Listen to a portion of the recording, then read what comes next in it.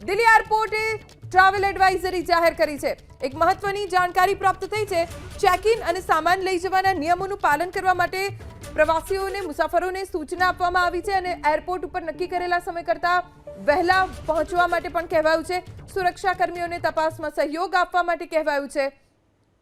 Delhi airport માટે આ મુસાફરો જે આવી રહ્યા છે તેમની માટે ટ્રાવેલ એડવાઇઝરી જાહેર કરવામાં આવી છે। દિલ્હી એરપોર્ટે મુસાફરો માટે ટ્રાવેલ એડવાઇઝરી સાથે કેટલીક સૂચના આપી છે। ચેક ઇન અને સામાન લઈ જવાના નિયમોનું પાલન કરવું, એરપોર્ટ પર નક્કી કરેલો સમય હોય તેના કરતાં વહેલા પહોંચવું, સુરક્ષાકર્મીઓને તપાસમાં સહયોગ આપવો, મુસાફરો માટે આ સૂચના દિલ્હી એરપોર્ટ તરફથી જાહેર કરવામાં આવી છે। કેમ કે અત્યારે જે સ્થિતિ છે તેને લઈને એરપોર્ટ તમામ હાઈ એલર્ટ ઉપર છે।